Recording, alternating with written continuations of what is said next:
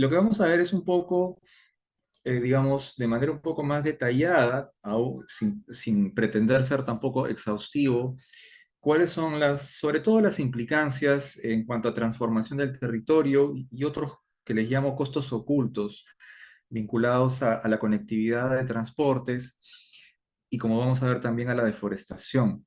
Para entender un poco mejor ya en una tercera sesión, por qué están surgiendo desde hace varios años propuestas de infraestructura sostenible, en qué consisten y por qué sería no solo necesario, sino urgente adoptar estos nuevos enfoques, ¿no? Entonces eso ya lo veríamos en la tercera sesión, pero ahora un poco vamos en la práctica a darle con palo al sector transporte, pero en realidad es un sector clave y es necesario saber, obviamente, las dinámicas no previstas que genera para buscar mejores soluciones.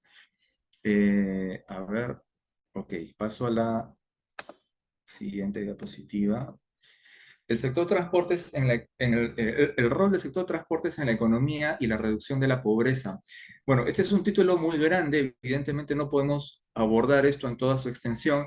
Básicamente quiero hacer dos precisiones sobre la importancia económica, comercial y social también del sector transportes, un poco ampliando lo que comentamos en la sesión previa. Primero, acabo de pasar la diapositiva, extraje un gráfico del marco macroeconómico multianual, un documento económico medio feo que muy pocos leen, que lo publica el MEF cada año. Esto no es la última versión, es del 2022. Y entre la mucha información que contiene, dicho sea de paso, esto es un documento que sirve de base para una serie de proyecciones y estándares y criterios que se trabajan en diversas políticas nacionales. Y en este número, la verdad no sé si lo han actualizado, pero en la versión del 2022 hicieron un análisis interesante y lo que nos importa un poco, sobre todo, es lo que está en el cuadrante superior derecho. Lo que ellos encuentran es que en el Perú el sector transportes, telecomunicaciones y la actividad manufacturera son los sectores que tienen mayor potencial de generar encadenamientos productivos hacia adelante y hacia atrás. Hacia adelante en el sentido de que fortalecen cadenas de valor, la transformación, ¿no es cierto?, de insumos, transportarlos desde sus centros de extracción hacia centros de procesamiento y por supuesto también es clave para la cadena de abastecimiento de los insumos, ¿no? Incluso para actividades extractivas y no solamente me refiero a la minería. Entonces, en pocas palabras, son tres sectores que te mueven toda la economía, ¿no? Y por eso su importancia y la importancia de gestionarlos bien para que eso contribuya al dinamismo de la economía, pero que eso signifique mejora de ingresos, mejora de calidad de vida, ¿no? Y no puramente crecimiento económico, que es un indicador muy engañoso y que, bueno, no es el momento ahora para entrar en esas honduras, pero que de verdad se refleje una mejor calidad de vida y una diversificación de la producción. Entonces, transportes es clave. Siguiente, y esto es interesante porque aquí he compartido algunos hallazgos de un informe que elaboró el Banco Mundial, lo publicó el 2019, y es un tipo de análisis que poco se ha hecho en el Perú. Lo que ellos hacen es, como ellos financiaron, ¿no?, entre el 2006 y 2014, un programa que implicaba el mejoramiento y el mantenimiento de caminos a nivel subnacional en buena parte del país, principalmente en la sierra, un poco en costa y en mucha menor medida en selva.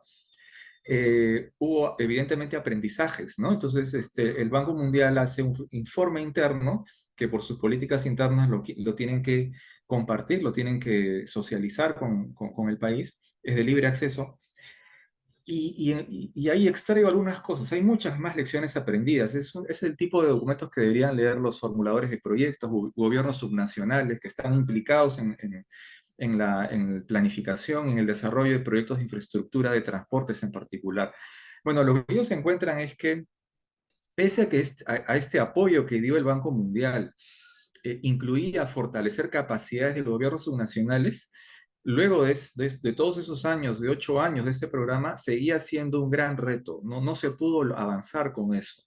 Prácticamente toda la gestión quedó en manos del gobierno central. Eh, y esto era también se vincula con algo que compartíamos en la clase anterior, que es uno de los grandes retos de la gestión pública en general y de la gestión de las infraestructuras en particular, ¿no? La capacitación de funcionarios, aunque a veces se mira demasiado los gobiernos regionales y municipales y se les echa la culpa de todos los males, pero en realidad, en realidad en el gobierno nacional, en los ministerios, uno puede encontrar también falencias gruesas. Por ejemplo, quizás les comenté en la clase previa una alerta que como institución sacamos de una carretera en el límite de Cusco y Ucayali por impactos que podía generar, entonces, y que era necesario mejorar los estándares para evaluar ese proyecto. Si el gobierno municipal que está a cargo de ese proyecto, que es la municipalidad de Megantoni, quisiese hacer las cosas bien y quisiese evaluar bien ese proyecto, o sea, una evaluación de tanto sus beneficios como sus costos ambientales, sociales, económicos, al menos en lo ambiental y social, no podría hacerlo. O sea, si quisiese hacer las cosas bien y hacer una buena evaluación rigurosa, no lo podría hacer. Porque el sector transportes, a través de su reglamento de protección ambiental, y el Ministerio del Ambiente, a través de su guía para las líneas de base en el marco del sistema de evaluación de impacto ambiental y otros instrumentos, no han generado los criterios o los lineamientos mínimos necesarios para evaluar ni siquiera un camino vecinal, mucho menos una gran carretera en el ámbito amazónico. Entonces, incluso desde el gobierno subnacional, perdón, a nivel de ministerios, hay vacíos y debilidades. Entonces, en algunos casos, por supuesto, no en todos, pero no le podemos pedir al gobierno subnacional que haga bien las cosas y desde el gobierno central no se generan algunos criterios mínimos, ¿no? Para mejorar la calidad de los estudios con los cuales se evalúa la viabilidad o los expedientes técnicos de proyectos. Otra de las cosas que encuentra este informe del Banco Mundial y que vale la pena hacer un poco, quedarnos un poco en esto, es que el impacto de la pobreza, creo que ligeramente lo mencioné en la sesión anterior, la reducción en la pobreza total fue prácticamente nula, aunque sí en la pobreza extrema, ¿no? Hubo una mejora y eso sí se suele dar en diferentes infraestructuras en el acceso a servicios de salud y educación, pero también se señala que algunas de estas mejoras, tanto la finalización de los proyectos y el que hayan generado algunos ingresos, se da también porque el programa contempló eh, eh, apoyos para la formulación de planes de negocios de grupos o de cooperativas en la zona de influencia de estas vías vecinales o departamentales. Se apoyó incluso a los gobiernos subnacionales para elaborar, para gestionar financiamiento de los proyectos. O sea, hubo una capacitación a todo nivel. Si no hubiese habido todo ese acompañamiento, ¿no? Entonces, al menos esta reducción de la pobreza extrema probablemente no se hubiese dado. Entonces, y eso yo quisiera resaltarlo mucho porque con mucha facilidad, al menos en la Amazonía, porque la situación en la costa es un poco distinta y hay mercados consolidados, entonces las infraestructuras suelen tener impactos más directos, más rápidos, pero en la Amazonía no es así, y en la Amazonía se suele decir, la carretera va a dinamizar el comercio, van a mejorar los ingresos, la productividad, y eso no es tan cierto, ¿no? Entonces, y recordemos que este programa del Banco Mundial, como decía, se enfocó principalmente en la sierra, ¿no? Y aún en la sierra, que está un poquito más conectada a los mercados, los grandes mercados de la costa, les fue muy difícil generar resultados importantes, ¿no? Entonces, por eso es tan complicado el lograr resultados en ese sector, en el campo amazónico, que es más desconectado, hay barreras, obviamente climáticas, geográficas, culturales, ¿no? También, etcétera, ¿no? Entonces, me parece importante anotar estas dos miradas del rol de la infraestructura. Paso a la siguiente. Ahora sí, el sector transporte es como catalizador de cambios que transforman el territorio. Y ahí sí, durante unos buenos minutos vamos a darle con palo al sector transportes, pero con una buena intención para identificar, hacer una especie de radiografía de varios de los principales impactos que genera el sector, pero también tratando de encontrar, y a partir de las reflexiones que podamos generar, qué se debería hacer, cómo deberíamos mejorar, porque aquí la cosa no es solamente identificar debilidades, sino Y eso, por supuesto, el objetivo de ese taller es que esto contribuya a sus investigaciones o a sus trabajos, ¿no? Ya sea que estén en contacto con sociedad civil o con instituciones del Estado, en generar aportes, ¿no? La idea es generar mejores aportes para fortalecer las políticas que existen o generar las que falten, ¿no? Entonces, veamos un poco qué pasa actualmente con el sector transportes. Y yo creo que lo primero que hay que ver, y acabo de cambiar la diapositiva, bajo este rubro de motores de deforestación. Si ustedes ven las tablas que están ahí, la que está a la izquierda es una tabla que la elaboré extrayendo información de la Estrategia Nacional de Bosques y Cambio Climático, elaborada por el MINAM, y que en buena cuenta lo que busca es reducir la deforestación, pero también contribuir a generar economías sostenibles en la Amazonía, porque parte del principio de que, y creo que eso todos los podemos entender, que los bosques, salvo algunas zonas determinadas, no son sitios que simplemente hay que mirar de lejos y no tocar. Los bosques sí pueden ser aprovechados económicamente de una forma sostenible. No es fácil, pero es posible. Entonces la estrategia busca eso, ¿no? Ese equilibrio entre la conservación y el desarrollo, ¿no? De actividades económicas en el bosque. Pero esa estrategia del 2016 no hizo un buen diagnóstico, probablemente la información que tenía no era la adecuada. Yo años después le he preguntado a algunos expertos si, por ejemplo, como ustedes ven ahí, la expansión agropecuaria es el principal factor que genera deforestación, eso es clarísimo y se sabe hasta ahora, pero como segundo factor que genera deforestación es la ganadería, es decir, ¿no? La tala del bosque para instalar pastizales para el ganado. Y yo le preguntaba a gente, porque cuando vi esa cifra me pareció extraño, y 40% de la deforestación es ganado, somos un país ganadero nosotros. Nadie me ha podido dar razón cómo se ha llegado a ese número en ese momento. Y en la tabla que está a la derecha les comparto los resultados de un estudio más reciente del 2021, hecho por técnicos peruanos y extranjeros, que por primera vez tratan de identificar y cuantificar un tipo de factor de deforestación indirecto, porque hay varios factores indirectos de deforestación. Quizás esto lo debí decir primero.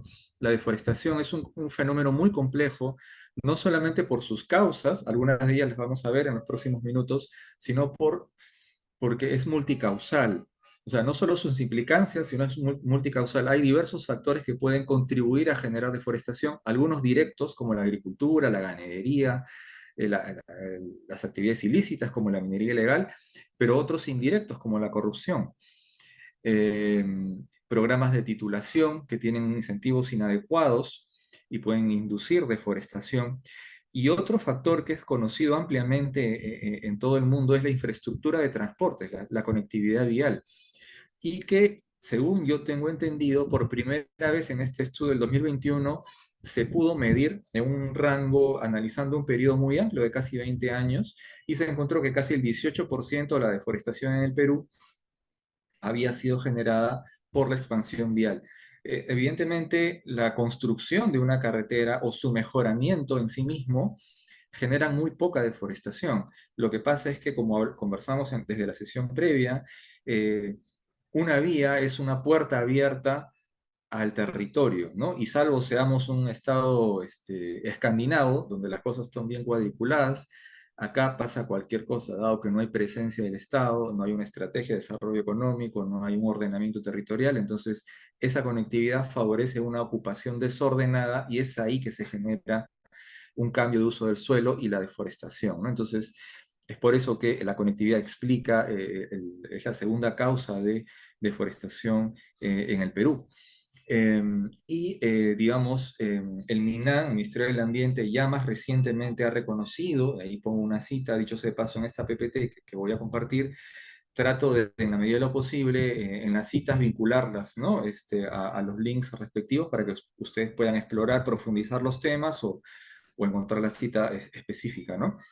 Entonces, el Ministerio del Ambiente ya reconoce en un estudio del año pasado que la infraestructura vial es un motor importante, indirecto de deforestación, pero todavía no lo cuantifica. Es decir, por el momento lo mejor que tenemos es esta tablita que ustedes ven ahí del 2021, de Rojas y otros autores, que lograron cuantificar el impacto de la infraestructura vial. Paso a la siguiente. Este mapa, este análisis espacial, que si bien tiene más de una década, siempre lo uso, me parece muy interesante porque es muy elocuente y nos explica cómo es la transformación de alguna manera, o nos muestra, ¿no? Nos da una primera mirada de la transformación que genera la infraestructura vial. La línea negra que ustedes ven de este a oeste es la Federico Basadre, que termina en una zona medio plomiza a la derecha, que es la zona que es la ciudad de Pucallpa. Esta vía fue construida décadas atrás, en los 60, eh, pero a partir de esta vía se han construido también vías de penetración, ¿no es cierto? Que es lo que ustedes ven ahí. Y los distintos tonos del verde, como se ve en el gráfico, son procesos de deforestación que se han dado a lo largo de las décadas, ¿no? A medida que se construía esta vía y las vías de penetración. Y en conjunto nos da un efecto que es clásico, clásico que se le llama espina de pescado, ¿no es cierto? Para quienes no lo hayan visto así anteriormente. Se da en toda la Amazonía, en zonas de Asia también, son bosques de Asia. Es un efecto clásico de la conectividad vial. En el Banco Interamericano de Desarrollo, en un análisis más global de la cuenca amazónica, ellos reconocen que la deforestación inducida por carreteras se puede dar hasta 50 kilómetros de distancia de los trazos a ambos lados. Pero ya cuando uno hace análisis, vemos análisis por países, lo que encontramos es que, si bien eso es cierto, esa deforestación se concentra entre un 80-90% en distancias más cortas de las carreteras. Por ejemplo, en el caso de Brasil, a 5,5 kilómetros se concentra poco más del 90% de la deforestación, y en el caso de Perú, a 10 kilómetros de distancia. Cosa que inicialmente cuando yo caí en cuenta de estos números me parecía contraintuitivo porque Brasil pues, es una economía mucho más grande, tiene un sector, unas extensiones de monocultivos monstruosas, y yo pensaba que allá más bien la deforestación se podía extender a zonas más alejadas de la carretera, pero no es así, es más bien en el Perú. Habría que explorar por qué. Y algo que anoto que está en esta diapositiva es que acá menciono algunos instrumentos como el Sistema de Inversión Pública, el Reglamento de Protección Ambiental del sector transportes, entre otros, que pese a que ya hay un conocimiento de estos procesos, no te generan criterios o lineamientos mínimos para cuando se quiera formular un proyecto, ¿no? Y evaluar su viabilidad, un proyecto de conectividad, se pueda analizar de manera prospectiva cuál puede ser al menos la deforestación a futuro que puede generar este proyecto, ¿no? Entonces, no hay criterios para eso.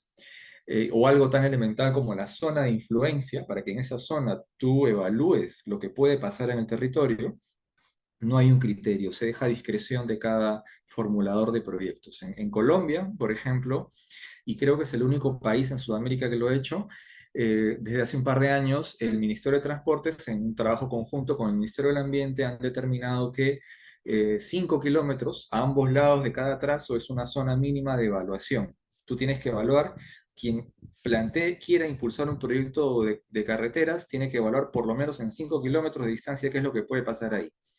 Si hay proyectos más complejos, se puede ampliar en la escala de evaluación, pero por lo mínimo es 5 kilómetros. Entonces, algo así creería yo que debemos llegar en el Perú. Aquí extraigo, hace un par de días extraje esta captura del Google Earth, y si esto es de la carretera Iquitos-Nauta, es una sección de la carretera Iquitos-Nauta, que es en la práctica la única carretera que tiene Loreto. Estoy acá con el cursor tratando de marcar esta línea. Esta es la Iquitos-Nauta, ¿no? Acá a la derecha es el Amazonas. Y si ustedes ven algunas rayas que se van hacia oeste y este, son vías de penetración también. Y si ustedes ven algunas zonas en verde más clarito, son zonas deforestadas. Es decir, el mismo efecto de espina de pescado que en el caso anterior, ¿no? De la Federico Basadre en Ucayel, ¿no? Entonces es un proceso también Esto lo pongo básicamente para ejemplificar que esto se ve en distintos ámbitos, ¿no? No solo en el caso anterior, en Ucayali, sino en toda la Amazonía peruana. En la Interoceánica Sur también podemos encontrar una situación similar, aunque allá también es una situación bastante más grave porque hay minería ilegal. Aunque en la Iquitos Nauta, en una investigación en la que participé hace un par de años, encontramos que también esta carretera Iquitos Nauta había favorecido el crecimiento de la minería, aunque de minería no metálica, ¿no? De agregados para la construcción, y que creció, ¿no? Por la ventaja logística que generó esta carretera y el trasladar maquinaria incluso, ¿no? Que fue más accesible por esta vía, ¿no? Entonces, hubo también minería aquí. Entiendo que también hubo sembríos ilícitos de hoja de coca, pero creo que en menor escala. Paso a la siguiente. Esto también tiene que ver con la carretera Iquitos-Nauta. Este mapa lo he extraído de un estudio que publicó el 2002 el Instituto de Investigaciones de la Amazonía Peruana, que en cooperación con una agencia de cooperación española, hicieron una propuesta de zonificación ecológica económica, que digamos es un estudio que se puede hacer en el nivel de región, de provincia, de distrito, u otro ámbito distinto que se escoja para evaluar las características del territorio y sus potencialidades. Y ese es un tipo de instrumento clave en el marco del ordenamiento territorial que debe contribuir a decisiones para digamos, la gestión del territorio, la ubicación de centros poblados, actividades económicas, ¿no? En base a las potencialidades del territorio. Eh, este, esta raya, este trazo rojo que ustedes ven aquí, estoy tratando de marcarlo con el cursor, es la carretera Iquitos-Nauta, y toda esta zona que está, bueno, que contiene varios colores, es el área de influencia de esa carretera que plantea este estudio, y es a esa zona de influencia que se plantea una zonificación ecológica económica. Y como ustedes pueden intuir, creo yo, estamos hablando la zona de influencia está a varias decenas de kilómetros de este trazo. Si ustedes ven aquí esta zona amarilla, esta es la zona que el estudio plantea como zona de influencia inmediata. Y como pueden ver en algunas partes, esta zona amarilla se extiende, ¿no? Bien, en este caso bien al oeste, porque hay algunos vías de penetración que ya en este momento, trochas, caminos no pavimentados que se vinculaban a esta carretera y que podían generar más economías y más ocupación en esos ámbitos. Se identificó como zonas de influencia inmediata. Acá hay una zona amarilla más pegada al Amazonas, pero que tiene otro tono, ¿no? Me parece que es es una zona ribereña. Esta zona de un amarillo un poquito más oscuro es la zona de influencia inmediata, pero en todo caso, toda esta zona, este ámbito que ustedes pueden ver acá enorme, es la zona de influencia de esta carretera, y ya en el 2002 se estaban viendo tales transformaciones, porque la carretera su construcción había tenido un avance ya importante en la década del 90, que se está dando tal ocupación desordenada del territorio que se hace este estudio y se plantea toda esta zona de influencia. Lo que quiero transmitir con esta imagen es cómo hace 2 décadas, y en realidad podemos encontrar estudios más antiguos, no sé si de Perú, pero de otros países como Brasil, se tiene completamente claro que una infraestructura vial puede tener una influencia a decenas de kilómetros de distancia. Entonces tú necesitas evaluar qué puede pasar en ese ámbito. Eh, si es que tú consideras o si tu estudio encuentra que hay una viabilidad económica, una rentabilidad social que va a dinamizar el comercio, etcétera, ok, pero ¿qué haces para evitar impactos en la zona de influencia? Entonces, para eso necesitas ya no solamente un estudio de impacto ambiental, sino eventualmente tomar como referencia o apoyarte en una zonificación ecológica y económica. Entonces, es por eso que al inicio les decía que la planificación y el desarrollo de la conectividad es un ejercicio tan complejo, ¿no? Entonces, esta imagen creo que nos puede servir para entender un poco, terminar de entender un poco esto, ¿no? Paso a la siguiente. Y aquí, bueno, habíamos visto un poco el tema de la deforestación asociado a la conectividad. Creo que Andrea levantó la mano, ¿sí? Andrea. Sí, ¿qué tal? Sí, justo antes de pasar a la siguiente imagen, yo estoy haciendo mi tesis en Barillal, en el centro poblado de Barillal, justo en la carretera Iquitos Nauta, y hace poco estuve allí viendo, en realidad va relacionado a la minería no metálica, ¿no? A la extracción de arena Ah, blanca, y he hecho claro. algunas encuestas con algunos dueños de canteras y otros registro de cómo los volquetes pasan cada 5 minutos. Entonces, claro, yo Wow. entiendo que la carretera Iquitos-Nauta la construyeron como el concepto que agarran unir pueblos o centros poblados y que a la vez se vayan esparciendo, porque es lo que está pasando ahora, se están esparciendo más para el franco derecho como yendo a Nauta, eh, pero también quería como tener esta pregunta de cuánto realmente ha avanzado, por ejemplo, Nauta, que es la ciudad que une Iquitos, en temas económicos, ¿no? Si es que realmente la carretera, si hacemos una comparación de antes y después, su economía ha aumentado o se mantiene, entonces, ¿cómo sacar ese registro también para hacer un balance de qué tanto ha aportado la carretera Iquitos-Nauta? Y ya en el otro tema de expansión urbana, creo que también va de la mano con las políticas o cómo la titulación está un poco desfasada allí, porque lo que hacen es ir a la Municipalidad de San Juan Bautista, presentar un papel de que tienen una asociación o un asentamiento humano o un director del asentamiento humano, establecer o comprobar cuántos años están allí en el territorio, en el espacio, y con eso ya les dan el proceso para la titulación, que van a la zona de catastro y ya en un par de años ya están formalmente ubicados, ¿no? Entonces, como también la normativa da paso a que la expansión se siga dando de manera desordenada. Sí, interesante lo que comentas. Primero, sobre el tema del impacto de la carretera. eh, Evidentemente, para la población de Nauta hay un beneficio en el sentido de que, a ver, primero, si uno ve Nauta, la última vez que traté de ver algunos indicadores, el nivel de pobreza, además de cercano al 40%.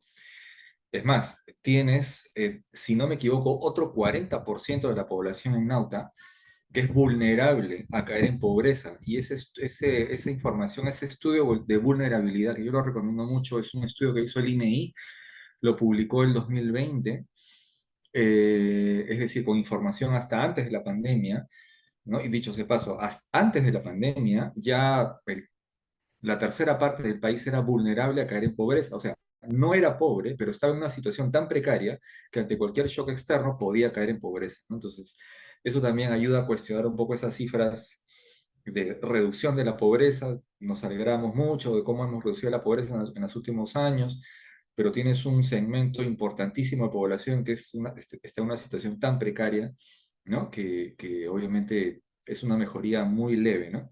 Entonces, cuando tú ves esos indicadores, pero más allá de eso, si tú ves indicadores de, o sea, anemia, comprensión lectora, razonamiento matemático, y empiezas a ver ese tipo de indicadores en Nauta, pues, obviamente la carretera no sirvió absolutamente de nada, en el sentido de poder acercar más rápido y de manera más eficiente al Estado, que es una de las cosas que una carretera te puede servir, ¿no? La conectividad en teoría sirve para eso. Y hay ejemplos de que eso es así y funciona. Pero precisamente esta carretera es uno de los ejemplos que te dice que en la Amazonía esos beneficios no se dan o se demoran muchísimo en darse, ¿no? Entonces hay una serie de indicadores sociales que ubican a Nauta con una serie de carencias.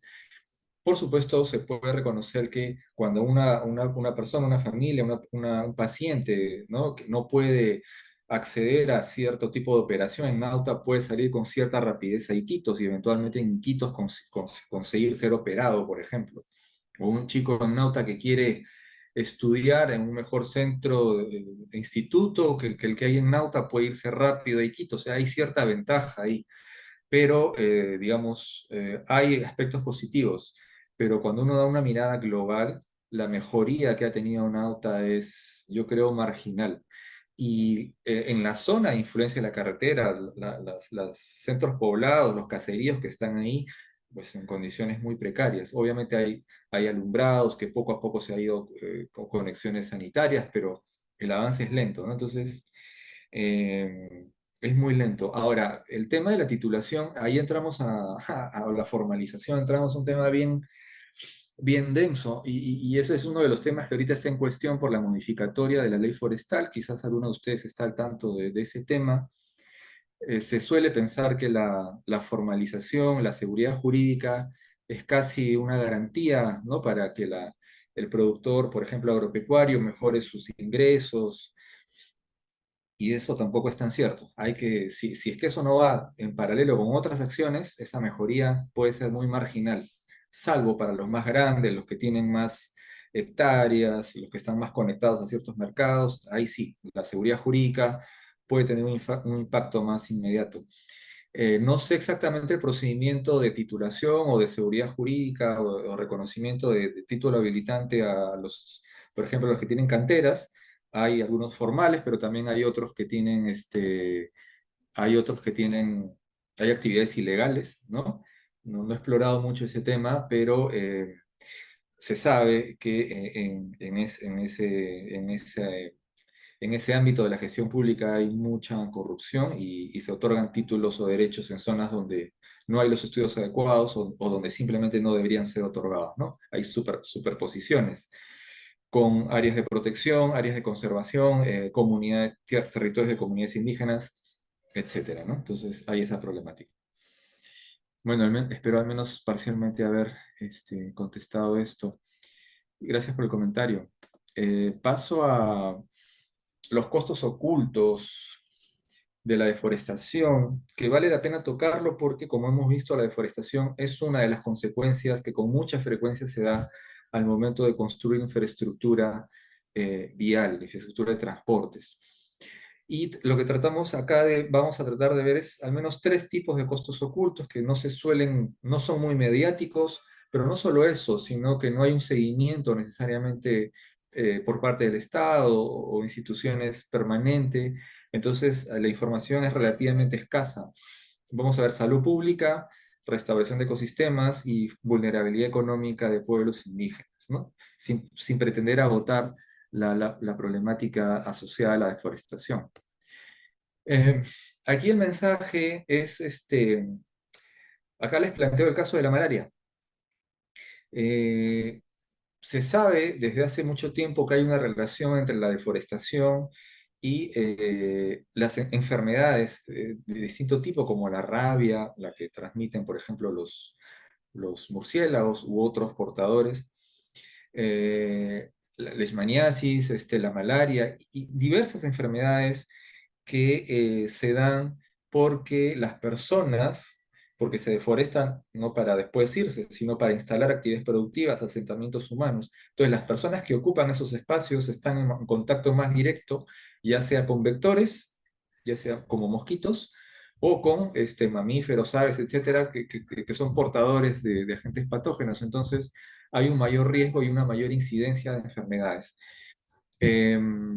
Entonces, lo que se sabe, por ejemplo, esa relación se conoce desde hace décadas, pero han habido estudios más recientes, un poco más precisos, y por ejemplo, ahora se sabe que por cada 1% de incremento en la deforestación, hay un 0,2% de incremento en malaria. O sea, se ha logrado cuantificar, se ha logrado incluso costear, ¿no? Y se ha encontrado, ahí trato, justo pongo un link a uno de los estudios, aunque los autores después han complementado con otra investigación más reciente, voy a tratar de pasárselas por el chat, que ellos hacen un análisis económico también y encuentran que es costo eficiente reducir la deforestación para ahorrarnos como país millones de soles en costos en salud pública, en pérdida de horas hombre, ¿no? Porque obviamente los pacientes cuando quieren esa enfermedad, bueno, al menos en lo que se les manifiesta con mayor fuerza, pierden tiempo de trabajo, etcétera. Entonces, contabilizando el costo en salud, horas hombre, etcétera, se ha encontrado que es más costo eficiente invertir en reducir la deforestación, ¿no? Y no combatir las enfermedades una vez se producen, al menos en el caso de la malaria. Entonces, Y es más, precisamente el caso de Iquitos Nauta, esa carretera, aunque también la Interoceánica Sur han sido muy estudiadas en el caso de la malaria, ¿no? Y en el caso de Iquitos Nauta se ha encontrado el número que les pongo ahí, de un estudio que ya es del 2006, ¿no? De cómo la frecuencia de picaduras, ¿no? del vector es mucho mayor en zonas degradadas o deforestadas que en zonas donde el bosque se mantiene relativamente bien. Entonces, eso es algo que ya se sabe. Yo he visto un documento del 2004 que he debido citarlo, se me ha escapado. Un evento convocado por la Organización Mundial de la Salud, de las Naciones Unidas, tratando de generar, que generó un marco de conceptual base para la generación de políticas públicas. Es un trabajo muy interesante, con base en información científica, que debería facilitar a los países, ¿no? Entender cuál es la cadena de causalidad, ¿no? de intervenciones humanas que pueden incidir en la emergencia de enfermedades y qué hacer, ¿no? Y en base a eso, qué hacer, cómo diseñar políticas públicas.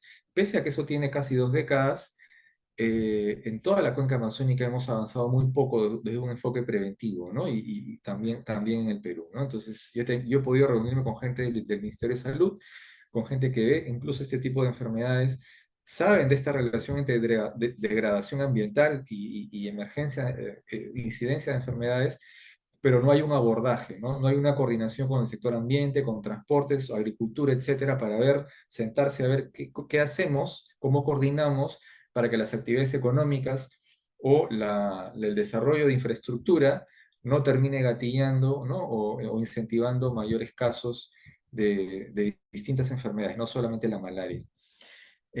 Paso a la siguiente. Este es un ejemplo también interesante y es otro, por decirlo así, otro canal de incidencia en salud pública, ¿no?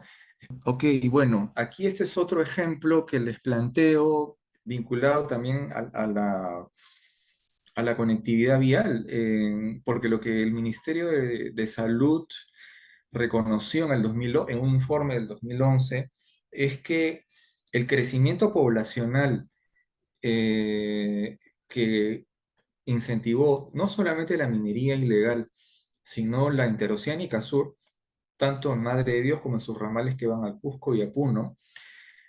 La combinación de centros poblados no planificados, sin servicios públicos, condiciones determinantes de pobreza, esta conectividad que facilitó la ocupación del territorio desordenada, entonces eso eh, incrementó exponencialmente y ayudó a la dispersión del vector del dengue. Pese a que esto se sabe desde hace más de una década, no se ha podido generar eh, algunos lineamientos o herramientas o criterios para fortalecer el planeamiento vial, ¿no? Incorporando un enfoque de salud pública. Pese a que el Ministerio de Salud en ese documento lo planteó, no ha habido un mayor avance al respecto, ¿no? Entonces, el caso del dengue y la intervención en sur es muy interesante. Obviamente se requieren más estudios sobre esto, pero hay un punto ya de una evaluación inicial importante que hizo el MINSA, que debería ser una base para el diseño de más investigaciones y de políticas más específicas para abordar estas situaciones, ¿no? Paso a la siguiente. Ya. ¿Qué es esto? Ah, ya. Esto lo extraje, el mapa que está a la izquierda, lo extraje de un estudio que está curioso, que está hecho por varios científicos con la colaboración de gente de la Marina norteamericana, que por alguna razón gente de la Marina norteamericana ha estado involucrada en varios estudios científicos vinculados a enfermedades tropicales en el Perú.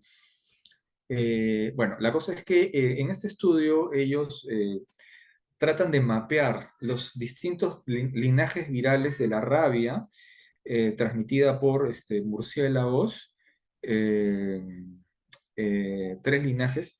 Y lo interesante es que, bueno, si bien este estudio no busca las causas que han generado esta ubicación de estos linajes, yo me permití ahí chantar ahí el mapa que ustedes ven a la derecha, que es el mapa, eh, lo he bajado de la plataforma Ucucuy, que es una de las 2 plataformas que tiene el Ministerio del Ambiente para monitorear la deforestación.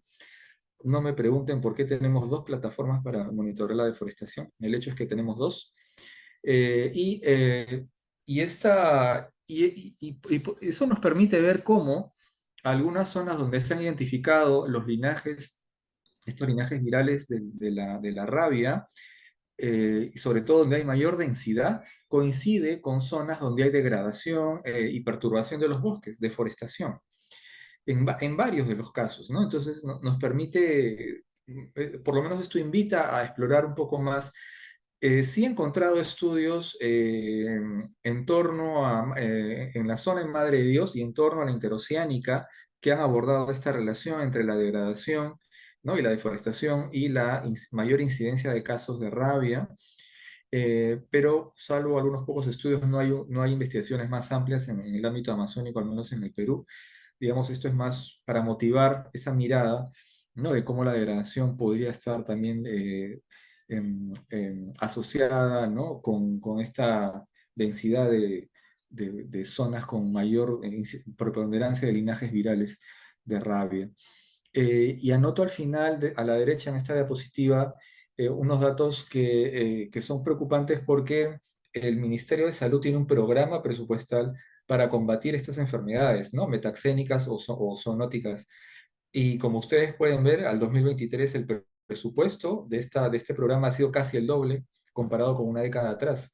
Cada vez necesitamos más plata, dinero público para abordar estas enfermedades, y este programa presupuestal, como lo anoto ahí, no tiene un enfoque preventivo vinculado al menos al tema de degradación ambiental, ¿no? Es un gran reto. Entonces, imagínense cuando se planifican proyectos productivos como agricultura, pero también infraestructuras que pueden generar mayor deforestación, ni siquiera tenemos el programa especializado, ¿no? que aborda esas enfermedades, ni siquiera tiene un enfoque preventivo, ¿no? Entonces, estamos abriendo una caja de Pandora, o sea, dificultando, agravando los riesgos en salud pública, ¿no? Cuando promovemos infraestructura y algunas actividades económicas, por no haber una vinculación adecuada con el sector salud, ¿no? Para y de tal forma que el sector salud pueda proveer criterios estratégicos, ¿no? para el planeamiento,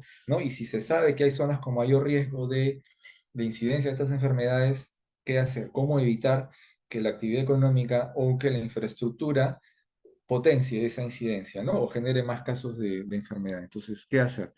No existe ese diálogo entre sectores. Eh, Aquí les planteo otro tipo de costo oculto, vimos un poco salud, ahora lo que tiene que ver con los ecosistemas degradados. Creo que algo de esto brevemente compartí en la clase anterior. CERFOR ha inventariado en el país 8.1 millones de hectáreas, que es una superficie casi del tamaño de Puno, o sea, todo Puno completo, altamente degradado y que es de alta prioridad su restauración. Y de esas 8.1 ha incorporado 2.1 al sistema de inversión pública. O sea, a esas 2.1 sí o sí hay se requiere dinero público para recuperar al menos parcialmente los servicios ecosistémicos en esas zonas degradadas.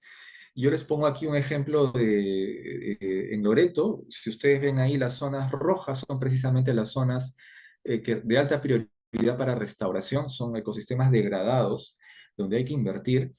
Y en realidad esto es obviamente una foto parcial, porque estas zonas rojas que ustedes ven acá son parte de la información que nos hizo llegar CERFOR, de un universo de 2.1 millones. Es decir, CERFOR nos pasó a nosotros la georreferenciación solamente de lo que ellos han incorporado al sistema de inversión pública, no de los 8 millones que es su inventario total. Entonces, probablemente estas zonas rojas que ustedes ven acá sean en realidad 4 veces más, probablemente en Loreto. Aunque acá habría que distinguir, voy a tratar de... Ay, perdón, cambié de diapositiva. Habría que distinguir que hay zonas marrones, que son zonas con presencia de coca, sembríos ilícitos de hoja de coca, y que en muchos casos, como si ustedes dan una buena mirada, coinciden, ¿no? Las zonas donde hay coca y donde hay degradación ambiental. Bueno, los sembríos ilícitos de hoja de coca pueden ser uno de los factores de degradación, pero no es el único. También diversas sembríos de agricultura tradicional en zonas o mal manejados también pueden degradar los suelos o los ecosistemas. Entonces, esto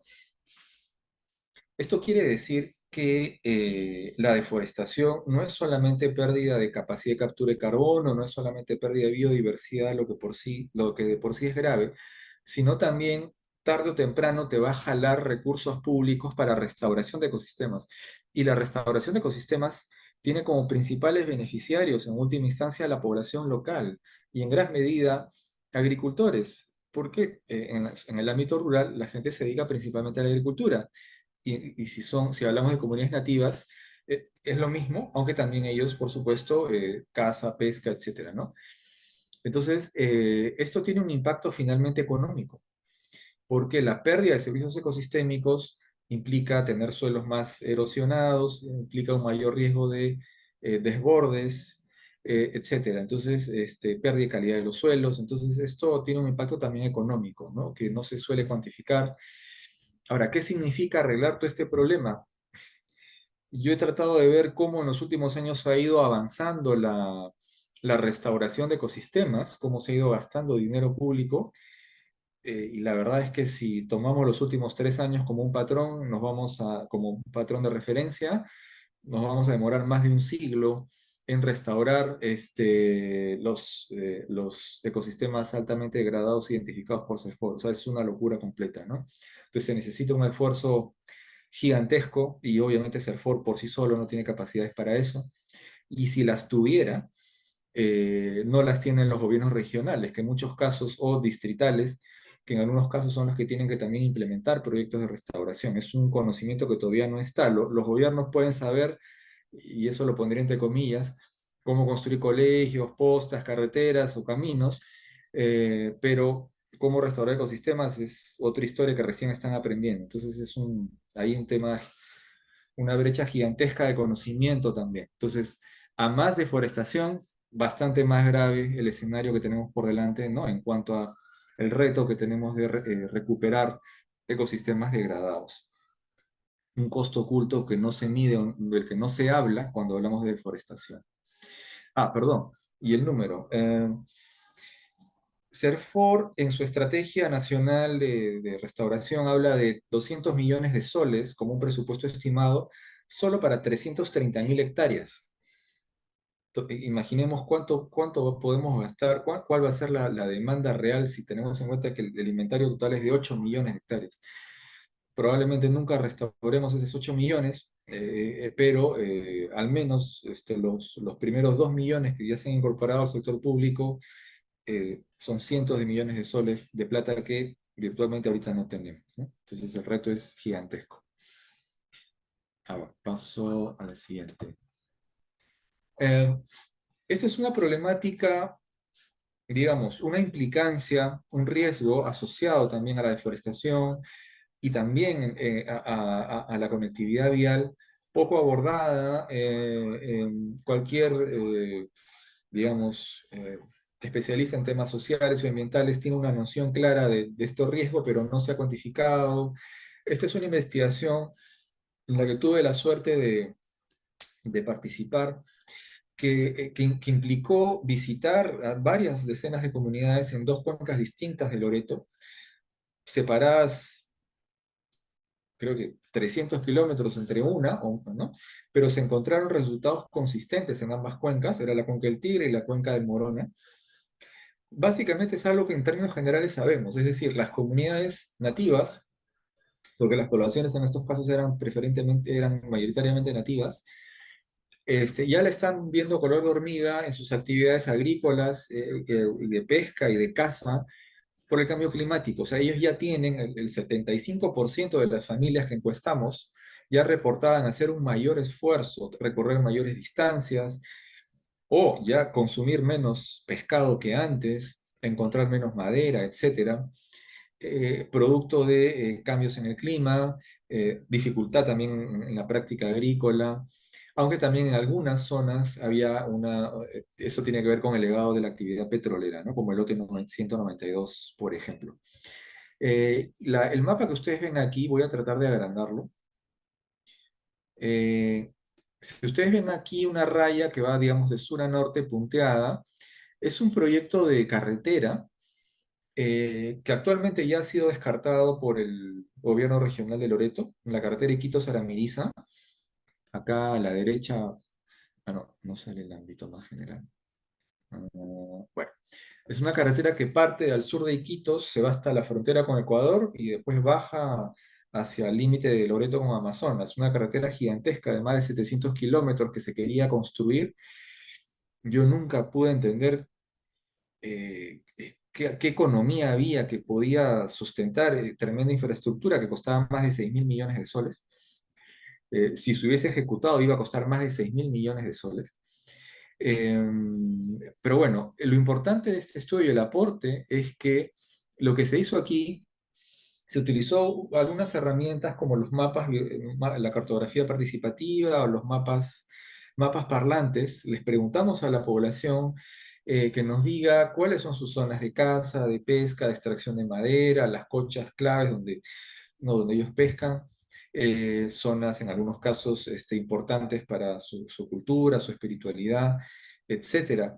Y todas esas zonas se grafican con distintos símbolos que ustedes pueden ver de colores. Yo les decía que esta zona punteada era el trazo proyectado de la vía, que todo indica que no se va a construir, y estas rayas moradas que ustedes ven acá, ambos lados, están distanciadas cada una a 5 kilómetros de ese trazo proyectado. Fue en ese momento la zona de influencia que estimamos, ¿no? Como para efectos del estudio, y la idea era encontrar en esa zona de influencia qué hay. Entonces, para cada comunidad, en muchas de ellas pudimos encontrar zonas claves para sus economías que estaban dentro de esa zona de influencia. Como les he dicho hace unos minutos, en el Perú la ocupación y la desordenada y la deforestación incentivada por carretera se concentra a 10 kilómetros a ambos lados de los trazos. Entonces, solamente viendo 5 kilómetros tenemos zonas claves de actividad económica para comunidades que son zonas ahora de riesgo, ¿no? Si es que un proyecto se materializa y si tú no diseñas medidas para reducir el riesgo de ocupación desordenada, de invasiones y deforestación, vas a afectar zonas claves de economía de poblaciones que ya sin carretera están siendo afectadas por el cambio climático, por el legado de la actividad petrolera, entre otros factores principalmente, aunque también su propio crecimiento poblacional. Muchos no reconocían que también el crecimiento de sus comunidades ya también generaba presión, lo cual es natural, ¿no? En los bosques. Entonces, toda esta suma de factores podía verse ahora, a todo eso se podía adicionar el riesgo que traía un proyecto vial, el riesgo de deforestación y ocupación desordenada. Entonces, esto trató de identificar eso, identificar esta vulnerabilidad y aportar herramientas metodológicas que en el sistema de inversión pública no existen para cómo recoger información en campo que pueda ser de utilidad para el diseño de proyectos, para eventualmente quizás ver trazos alternativos o para identificar incluso muchas cochas, quebradas que la población identificó en los mapas, no estaban en los mapas oficiales. Entonces, hasta para eso, ¿no? Te permite identificar, conocer un poco más a detalle del terreno. Entonces, fue una experiencia interesante, pero también vinculada a un instrumento que el sistema de inversión pública no tiene, que es cómo recoger con un enfoque intercultural información de campo y y que eso te sirva para un mejor diseño de proyectos, ¿cierto? Eh, no existe, no tenemos. Seguimos. Aquí, esta es otra, ese es todo un mundo aparte, es otra problemática vinculada a la infraestructura vial y a la conectividad, y tiene que ver con su relación con la ilegalidad, y que es un tema que se sabe desde hace tiempo, pero sobre el cual el estudio que hizo para la cartera de uso me dice, sí, Rosa pregunta si podemos compartir el estudio, sí, por supuesto, lo voy a compartir al chat. Em, Y esta relación entre la conectividad y la ilegalidad, y Rosa, más bien, si me olvido, me haces acordar por favor por el chat, es una relación que se conoce hace años, todos lo saben, pero como es una cosa tan compleja, Nadie sabe qué hacer, y ciertamente es muy complejo porque esto rebasa ciertamente las capacidades de un sector como transportes. Esto requiere la participación de Interior, PCM, a través de vida u otras dependencias, eh, en alguna medida también ambiente, y en algunos casos más graves incluso hasta defensa. En el mapa que ustedes ven ahí es un mapa que he extraído de un informe de Devida del 2018. Devida cada año actualiza su inventario de zonas de sembríos ilícitos de hoja de coca. Y en ese año ellos incluyeron este mapa que me pareció muy interesante. ¿Por qué? Porque esta sección que ustedes ven ahí, que va desde, estoy tratando de marcarla con el cursor, desde Quimbiri hasta Quepachiato. Quimbiri es parte de esta zona verde que es el Brae, ¿no? Y esta otra zona verde que está a la derecha es otra zona cocalera que es la Convención Lares. Entonces, entre Quimbiri y Quepachiato, se construyó en el 2010 un camino. Y incluso hubo comunidades nativas y yo he conversado con algunos dirigentes, porque en una exposición me pasó que yo estaba cuestionando este proyecto y después saltaron a reclamar que por qué decía eso. Pero no, pero al final llegamos a unos consensos sobre el tema la experiencia es interesante. La población local, incluida comunidades indígenas en su momento, en el 2010 o desde años previos, pedían la construcción de este camino para mejorar la conectividad. Y efectivamente, cuando se construyó ese camino, por ejemplo, hubo mayor fluidez o mayor acceso de brigadas de salud, con un beneficio claro para la población y ciertamente un poco más de facilidad logística para el tránsito de mercancías, ¿no? De producción agrícola local. Pero también pasó lo que tenía que pasar. Creció la criminalidad, creció el narcotráfico por esa zona, y si antes por esa zona, Quimbiria que Payato, los mochileros ahí tiraban monte, ahí llegaban sudando luego de mucho esfuerzo, pues ahora les habilitaron un camino y ahora la droga ya no iba en mochila, sino iba en camioneta, más cómoda. Y ese pequeño trazo, que creo que era de 80 a 90 kilómetros, fue como un tapón que hizo posible la consolidación de una gran ruta internacional de narcotráfico, que es en el mapa de Vida, con destino a Bolivia. Entonces, ese caminito vecinal hizo posible eso, ¿no? Y varios años después, porque este informe es del 2018, seguía existiendo esta gran ruta internacional del narcotráfico, que como digo, antes de la construcción del camino ya se daba un tráfico menor a través de mochileros, pero esto se potenció. Recién, sí, 6 años después, se puso una caseta de la policía, aunque el primer equipo de policías que se pusieron, no solo en número eran insuficientes, sino que no estaban entrenados en la problemática del narcotráfico. Recién creo que un año después ya pusieron personal especializado de la DIRANDRO, o con entrenamiento al menos adecuado para lidiar con la problemática del narcotráfico, que es otro tipo de conocimiento que no tiene un policía normal, ¿no? Entonces fue casi 5 o 6 años en los cuales básicamente se les abrieron las puertas a los narcos del Brain para que pasen tranquilamente por ahí y obviamente aprovecharon la infraestructura pública, ¿no? Y así lo hicieron. Eh, pero hay muchas otras infraestructuras que generan o que pueden favorecer las cadenas logísticas del narcotráfico o de la minería ilegal. Este es solamente un caso, un ejemplo. Este de aquí es parte este mapa que les presento ahora, es parte de una investigación en la que participé también, en la que tratamos de hacer por un lado recopilamos información que estaba muy dispersa sobre esta relación entre conectividad y narcotráfico y minería ilegal, que habían datos, pero estaban muy dispersos. Entonces tratamos un poco de aglomerar todo lo que se sabía, ¿no? Sobre esta problemática, pero también aportamos algunos análisis de vías que en ese momento, es un estudio reciente en realidad del 2022, estaban proyectadas, ya sea para construirse o para mejorarse, y tratamos de identificar riesgos, ¿no? De lo que podía pasar. Entonces, si ustedes ven acá, de hecho, la vía de la que estuvimos hablando en la diapositiva anterior, en esta, es la que Pachiato, Quimbiri, este caminito, está por aquí, estoy tratando de marcarlo con el cursor, está por esto de acá, ¿no?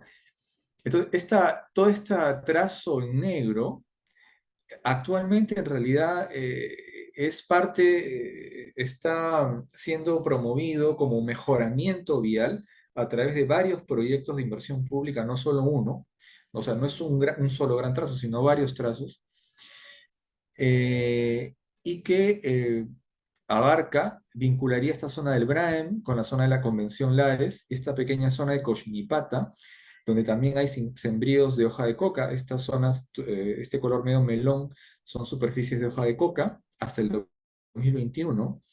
En la zona de Coximipata incluso abarca un poco del Parque Nacional del Manu. Entonces, imagínense, si ustedes ven acá algunos trazos punteados, estos son vías proyectadas que todavía no se están construyendo, pero que son intención de los gobiernos regionales o provinciales, lo han identificado como una brecha a cerrar. Entonces, imagínense ustedes, una vez que se mejore o se construya todo lo que se tiene pensado hacer, se mejora todo lo que está de color negro y se construya, digamos, lo que está en línea punteada, pues vamos a tener un corredor gigantesco desde el Braen, Convención Lares, Cosmipata, con salida a Bolivia y a Brasil.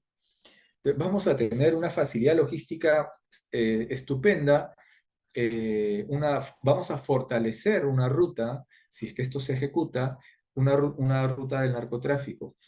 Vamos a reducir costos logísticos, le vamos a aumentar el margen, le vamos a incrementar el margen operativo al narco.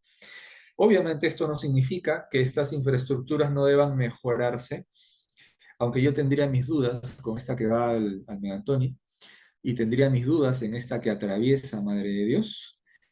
Esto lo podríamos discutir. El costo de esto no he visto una proyección, pero esto debe ser cientos de millones de soles y yo no sé si hay economía local que aguante eso. Yo creería que es más rentable construir aeródromos, ¿no? que esa tremenda carretera que nadie va a poder cuidar o fiscalizar. Pero digamos, el riesgo es que si esto se materializa, vamos a tener un corredor estupendo que va a favorecer las cadenas logísticas de narcotráfico, aunque en esta parte de aquí, en Madre de Dios, también a mineros ilegales, porque ya se sabe, lo documentamos en este informe, de incursiones de mineros ilegales, aunque en este mapa nosotros fallamos y debimos incorporar una vía que está por este lado, estoy tratando de marcarla con el cursor, Pocamanu, Boca Colorado, que también es una de las vías que están siendo promovidas incluso desde el Congreso y que se han generado múltiples alertas de que puede favorecer el crecimiento de la minería ilegal. Eh, Lamentablemente, debido a la ausencia de otras oportunidades o de la promoción de actividades económicas alternativas, lo que ha prosperado a lo largo de los años es el narcotráfico y la minería ilegal, que dicho sea de paso, son actividades económicas o las actividades ilegales en general. Hay tráfico de especies, etcétera, tráfico de personas. Son actividades que evidentemente todos podríamos desear que desaparezcan, no deberían existir. Pero lamentablemente estas actividades han tenido impacto incluso en la reducción de la pobreza. No hay estimación, yo no conozco una estimación pública, seguramente el Banco Central de Reserva lo ha hecho, pero obviamente nunca van a publicar ese estudio, pero en algún momento tirando pluma, yo estimaba, tomando en cuenta la gente, la población que se estima que está involucrada en narcotráfico, minería ilegal y en otras actividades, probablemente una cuarta parte de la reducción de la pobreza que hemos visto en el país hasta antes de pandemia se debe a estas actividades. Entonces la penetración de estas actividades es gigantesca, ¿no? Y obviamente, si nosotros desarrollamos infraestructuras sin prever los impactos o cómo estas economías pueden aprovecharlas, ¿no? y diseñar medidas para evitar eso, pues vamos a través de dinero público, a transferirles ventajas a estos sectores, ¿no?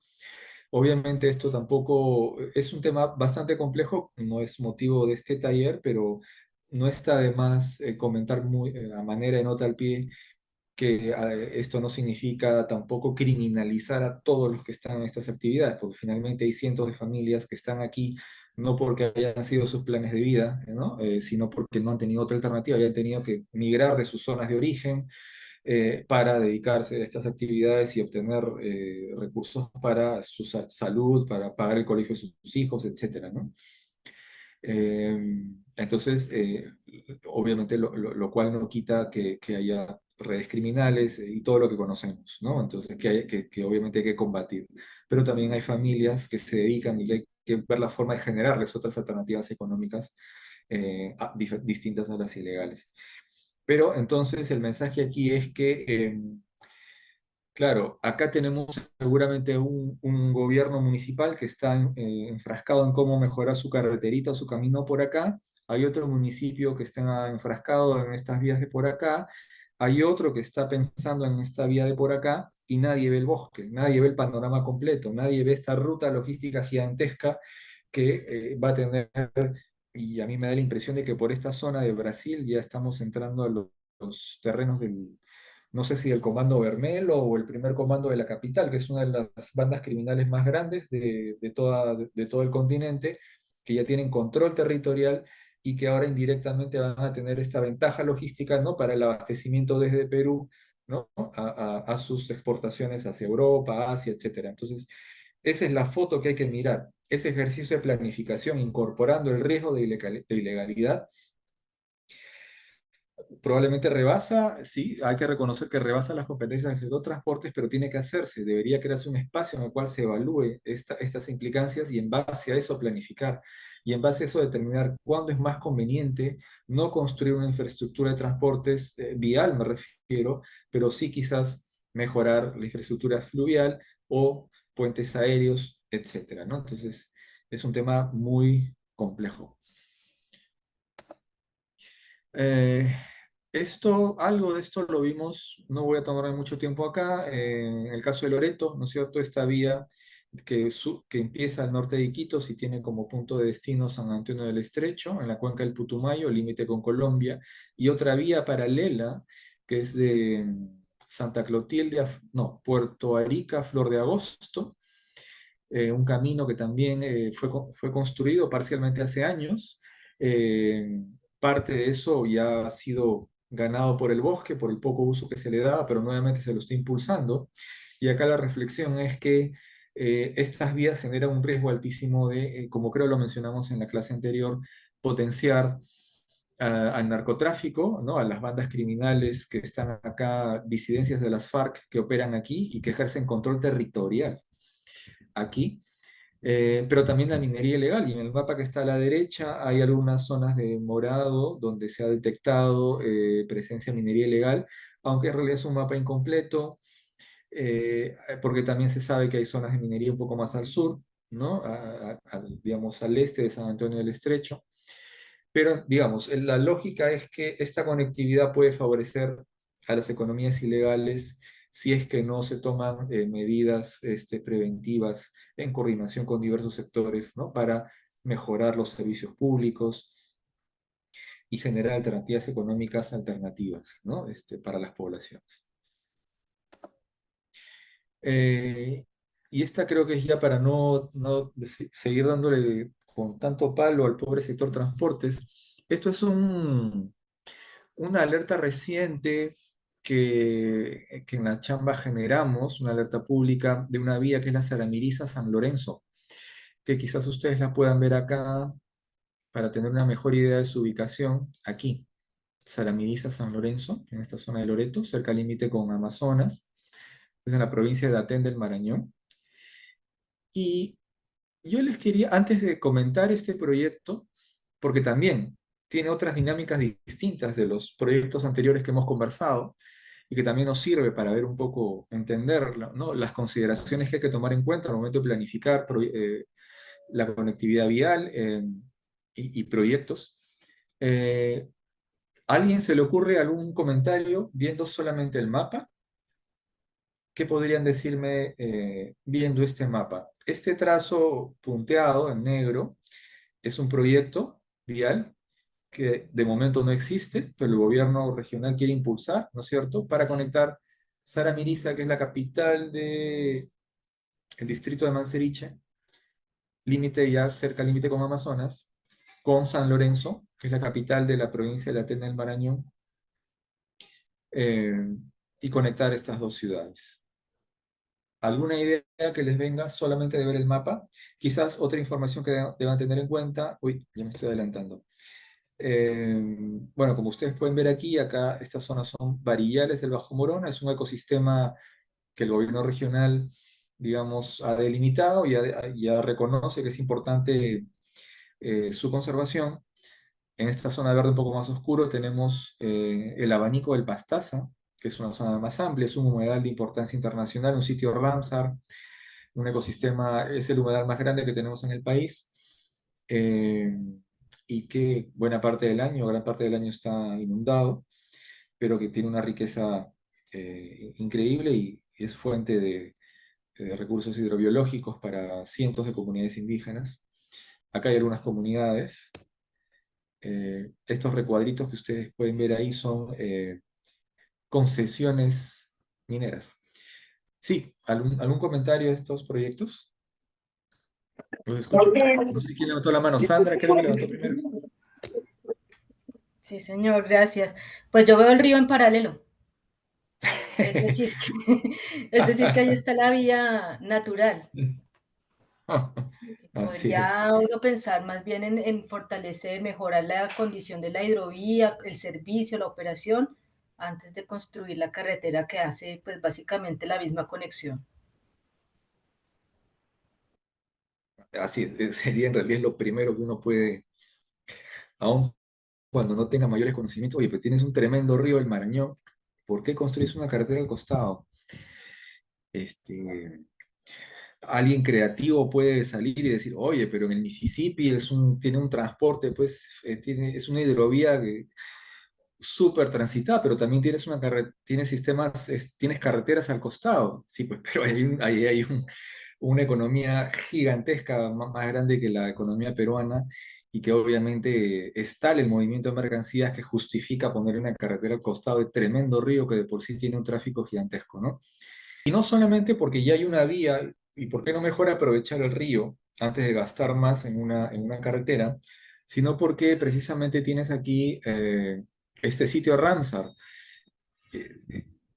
Eh, yo también he conocido he conversado con alguna gente que ha conocido, que conoce un poco más el terreno, y también le es difícil entender, bueno, con ingeniería y con tecnología puedes hacer muchas cosas, pero también cuesta un montón de plata, pero el reto es mayor, cómo construir acá una carretera en una zona de inundable, ¿no?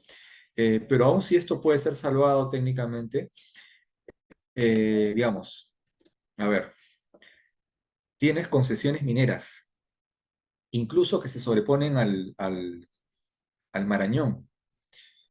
Eh, y alguien puede decir, oye, concesiones encima de los ríos, ¿qué está pasando ahí? Bueno, en la zona andina hay múltiples concesiones que abarcan ríos, ¿no es cierto? Obviamente las empresas mineras no explotan los ríos, pero en la Amazonía la realidad es distinta. En la Amazonía la minería ilegal predominantemente está en los ríos, salvo Madre de Dios, donde también han ingresado al bosque. Y de hecho, en esta zona que estoy tratando de delimitar con el cursor, desde Saraminiza hasta por aquí aproximadamente, hay en el río Marañón operaciones de minería ilegal.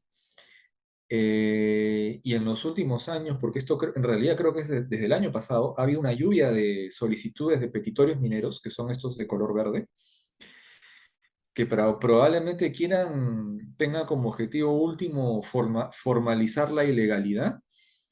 Y entonces esta infraestructura lo que puede hacer es, al menos con estas concesiones, estas de acá, puede favorecer el crecimiento de estas operaciones de minería, puede facilitar sus cadenas logísticas. Tienen ustedes acá también algunas zonas de color rojo. Estos son ecosistemas degradados también, y que el CERFOR ha inventariado como de alta prioridad para restauración. Nuevamente, acá la deforestación potencial que se puede dar y degradación puede incrementar el problema que ya tenemos. Si no me equivoco, en la zona de influencia de esta carretera contabilizamos 855 hectáreas de zonas altamente degradadas. Ese porcentaje puede crecer, perdón, esa superficie puede crecer con la degradación que puede generar esta vía.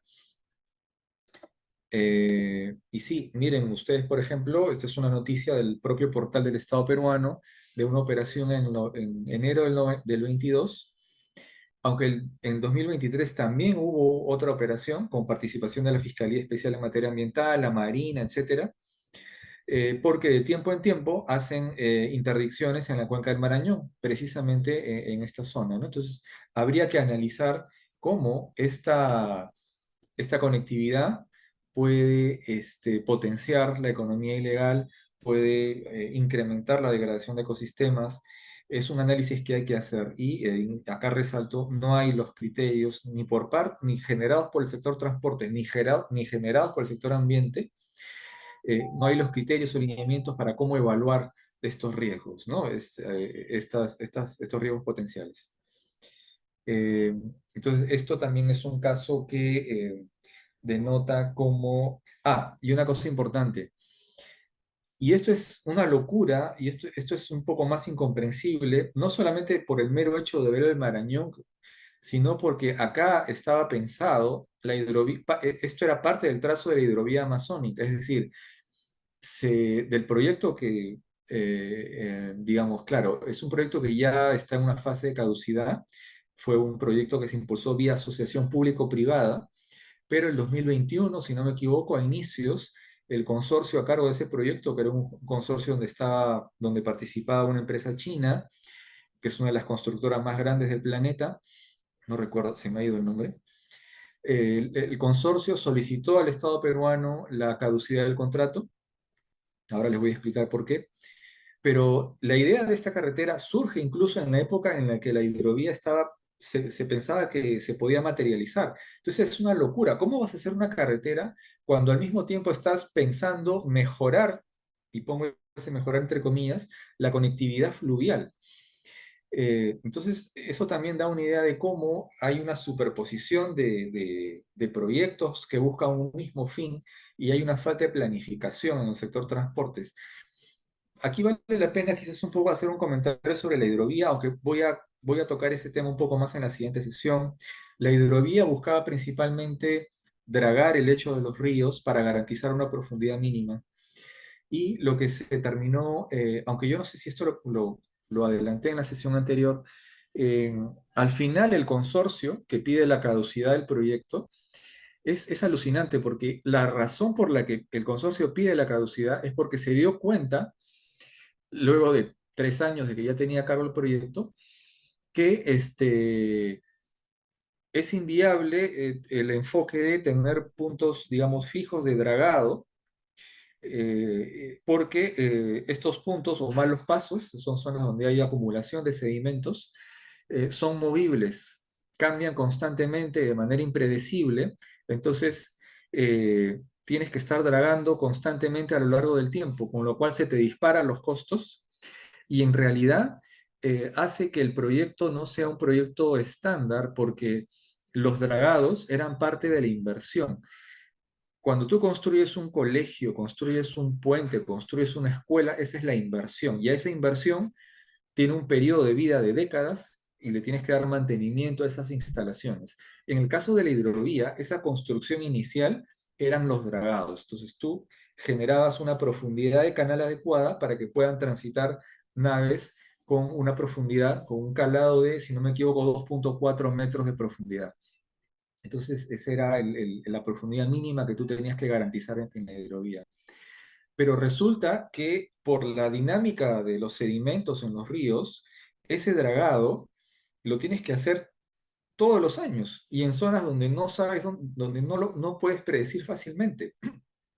Entonces, en realidad no hay una inversión inicial, no hay una construcción inicial que es lo estándar en una obra pública, sino que tienes una inversión prácticamente a lo largo de toda la vida del proyecto. Es una situación sui generis.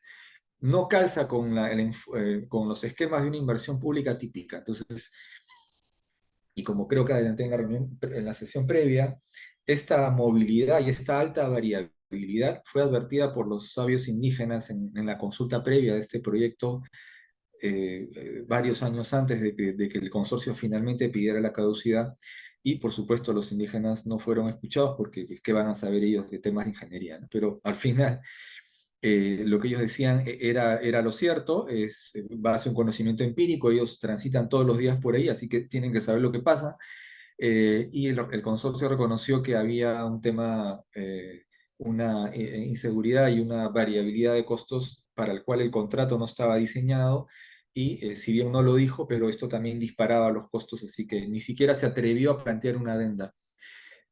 Simplemente dijo, no, ya nos vamos de acá, ¿no? Entonces, aunque también hay que reconocer que hubo una fuerte presión de organizaciones indígenas críticas a este proyecto, y que eso pues generó una serie de cuestionamientos. El propio Estado peruano, cuando generó opiniones al estudio de impacto ambiental, distintas instituciones, CERFOR, CERNAP, es más, si no me equivoco, hasta el propio Ministerio de Transportes emitió observaciones al estudio de impacto ambiental porque tuvieron que reconocer las debilidades del estudio de impacto ambiental, que tienen como raíz que los términos de referencia de estos estudios no se adecuaban a la realidad del proyecto, ¿no? Y de la dinámica de los ríos. El Estado peruano al día de hoy no ha generado un conocimiento técnico de las dinámicas de los sedimentos y otros estudios paralelos que tienen que hacerse para entender, ¿no? Y para poder tener al menos una idea, una metodología de poder estimar cuál van a ser ese flujo de sedimentos, y por ende cuál es el comportamiento de los ríos y qué tendrías tú que hacer a futuro para garantizar un canal de cierta profundidad. O sea, entender esas dinámicas, lo cual te lleva también a entender las implicancias de ese dragado. Ese estudio de sedimentos todavía no ha sido generado por el Estado, y por lo menos hasta hace un año y medio que yo conversé con un científico que lideró un estudio hecho por la UTEC, y les presentó su estudio se los entregó al Ministerio de Transportes. A ver, acá tengo, nosotros hemos hecho un estudio que nos tomó 2 o 3 años, por lo menos no es todo lo que se necesita, pero por lo menos es un insumo importante, tomen. Básicamente el sector transportes lo metió en un cajón y obvió la información técnica y siguió tal cual como inicialmente estaba planteado el estudio, ¿no? Entonces, hay un reto enorme técnico, científico, para poder impulsar hidrovías en el Perú, porque no es tan fácil. Eh, en Europa, alguien que quizás no está muy empapado de la problemática en la Amazonía puede decir, oye, pero en Europa hay un montón de hidrovías, se usan desde hace décadas, son piezas claves de la conectividad que hay para el tránsito de mercancías y de personas. ¿Cómo vas a salir con que en la Amazonía, que tiene ríos gigantescos, no pueden haber hidrovías y no pueden haber tránsito de embarcaciones grandes?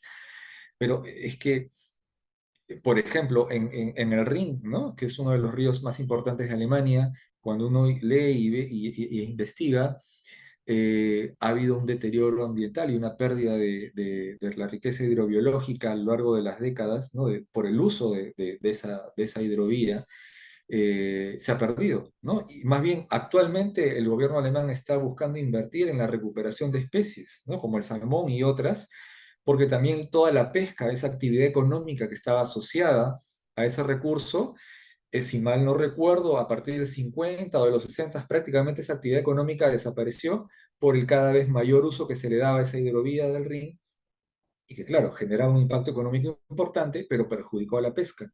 Probablemente Alemania se podía dar el lujo de perder la actividad pesquera, bueno, pero podemos hablar lo mismo en el caso de la Amazonía, porque la pesca es parte de la dieta, es clave en la dieta de las comunidades indígenas.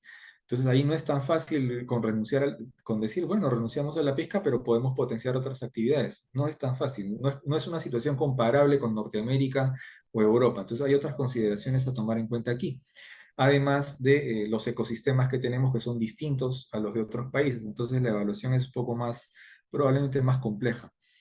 Entonces, las hidrovías es una salida, es algo que se debe impulsar, pero hay que tener mucho cuidado en qué casos pueden ser viables el esquema tradicional que implica los dragados, ¿no? Entonces, esto requiere muchos estudios que actualmente en el país, al menos de manera oficial, no existen. Eh, Luego de esto, salvo ahí algún comentario. y luego de haberle dado con palo un poco al sector transportes, y eso que no hemos hablado todo lo que podríamos hablar, eh, porque hay una serie de habilidades también en realidad en temas de, ya temas más administrativos o burocráticos, ¿no? De ejecución del presupuesto, hay muchos proyectos paralizados, ya por temas de habilitación de terrenos, falta de capacidades también, etcétera.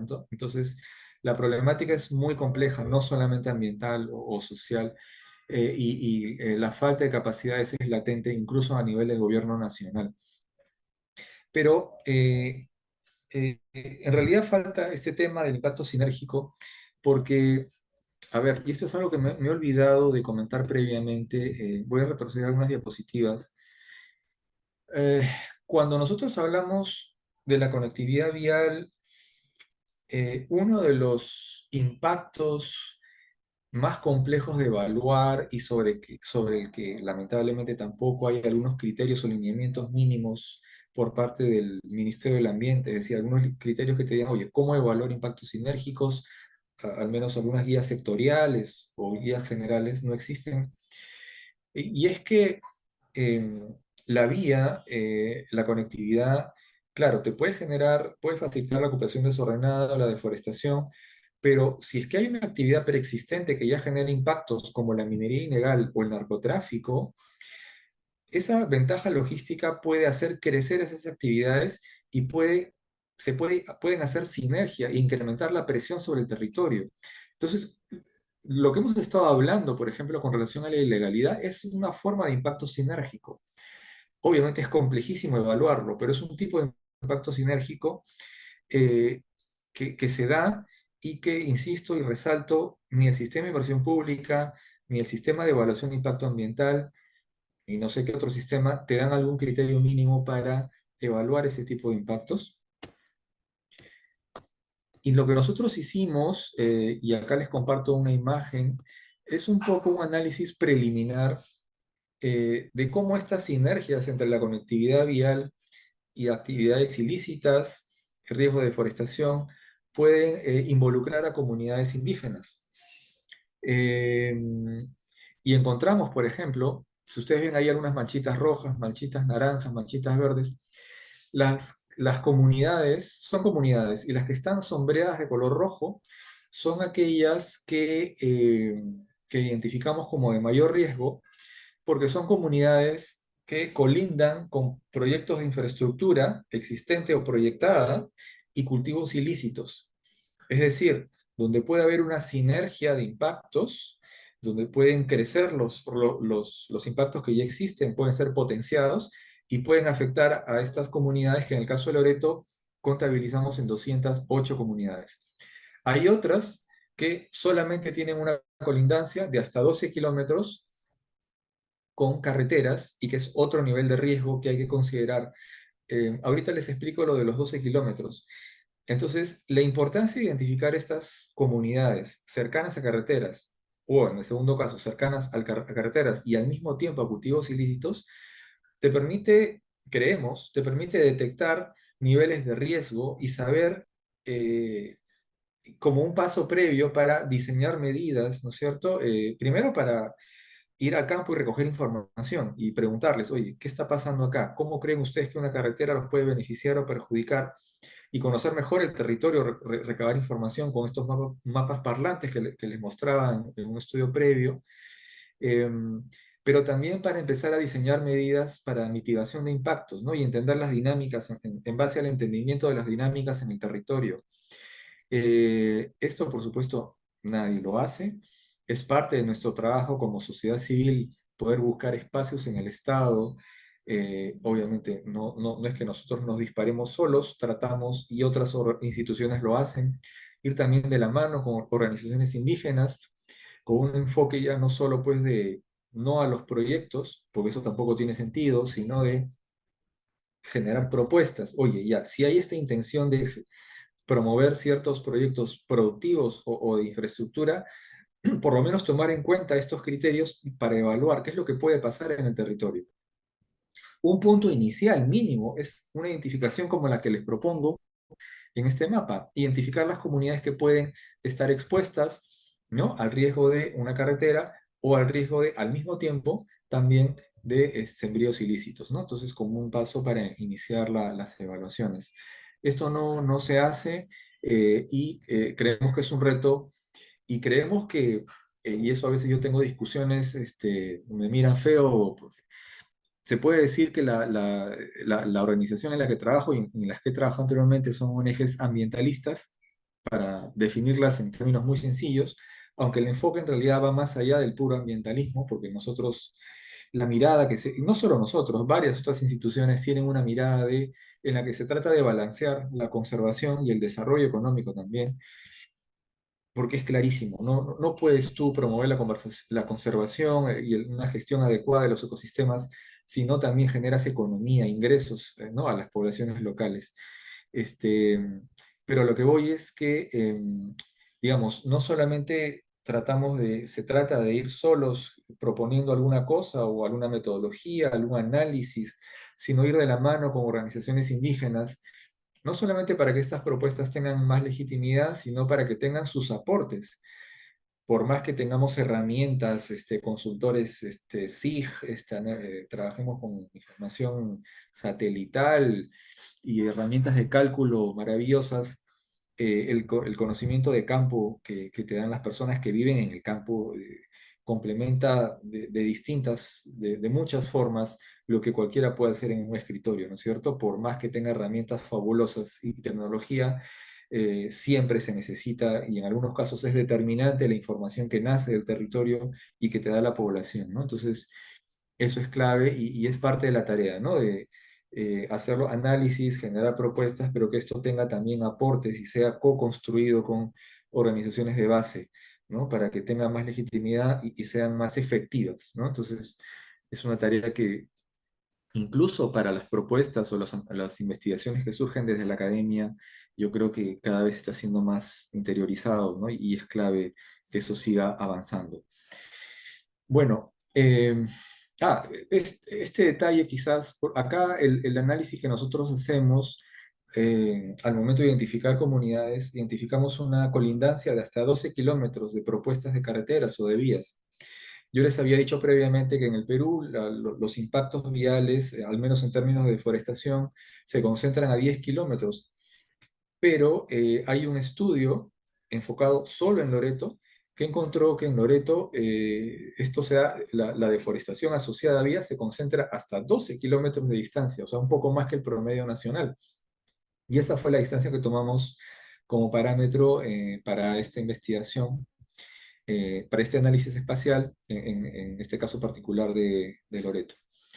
Dicho sea de paso, estamos pensando sacar una especie una herramienta bajo el formato de un tablero de control que le hemos denominado, quizás hablemos un poco más de esto en la siguiente sesión, semáforo vial, con la cual la idea es poder tener, por lo menos de las vías principales, nacionales, regionales y algunas distritales, tener por colores, así a semejanza de los colores del semáforo, los niveles de riesgo, ¿no? El color rojo, alto riesgo, ámbar, riesgo intermedio y verde, bajo riesgo, aunque probablemente le incorporemos otro color por ahí.